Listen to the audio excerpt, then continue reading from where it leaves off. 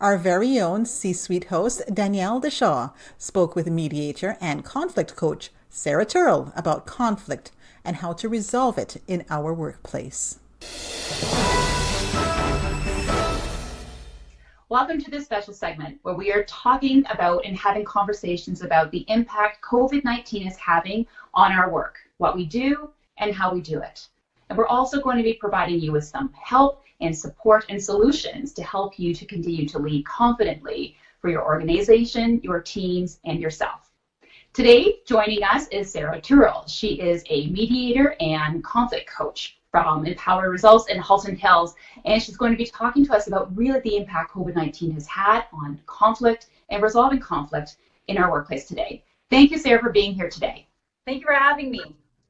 So, different environment from even, say, a month ago. How has COVID-19 shifted either the root cause of conflict or the face of conflict in organizations?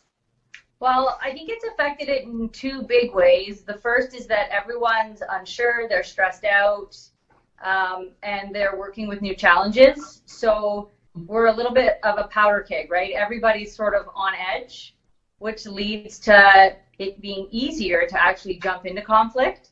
So I think a lot of people are seeing a lot more, or they're stressing out about conflict. So that's the first. And the second is because we're not actually able to walk over and talk to people anymore, we've lost that face-to-face interaction.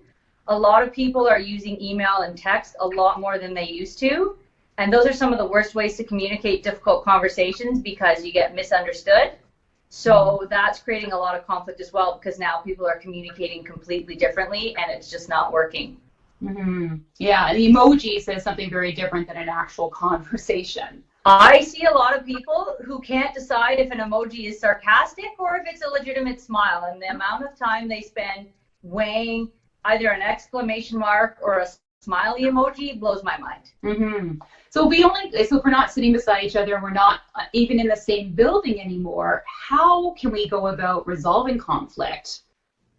Well, the first thing that's really important to do is to remember that if you're stressed out, they're probably really stressed out as well.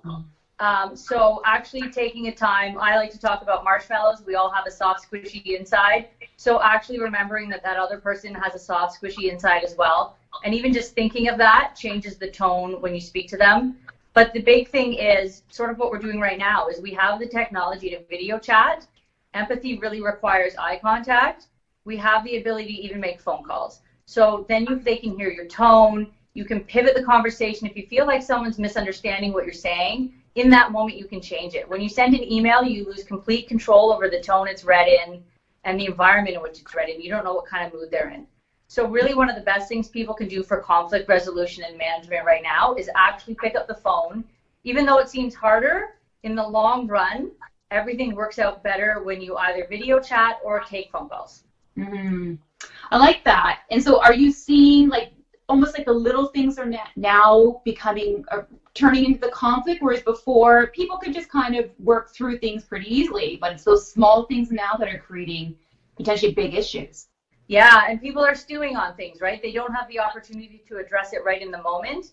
So someone might send you an email and you're not even looking at it for a couple of hours, and in the meantime, and then you can't answer right away or whatever the case is. So people, because they're already stressed, right? There's so much going on outside of work that is stressful, and now they're bringing that into their communication at work. And tiny things, which usually are symptoms of bigger things, but tiny things are really setting people off. Mm-hmm. And I think we all just need to remember to give each other some grace and a little bit of space and time so that we can understand that we're all struggling a little bit, and that can really help when we're trying to disagree. Because we can disagree. It's all about disagreeing productively and kindly.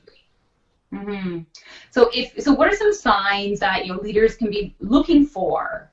Are they little signs or behaviors that there could be some conflict brewing, and really trying to mitigate that and have the conversation before it really creeps into something bigger? I think you can see it a lot when you see people replying all to more people than need to be on a conversation. What will happen is often a reply list will explode. So it'll start between maybe 3 people, and then next thing you know, 6 people are on it because people, when they're angry, are trying to draw other people in to back them up.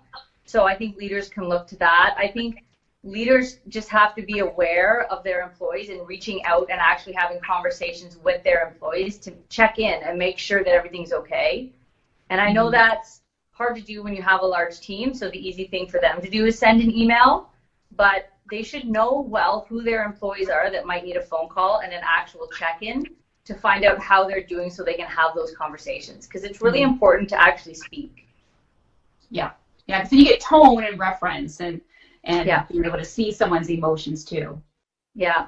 Okay. Well, thank you so much, Sarah, for being with us today and sharing some different solutions and tips on how leaders can help, really lead their teams and have the conversations that they need to have to resolve any conflict that they're having right now.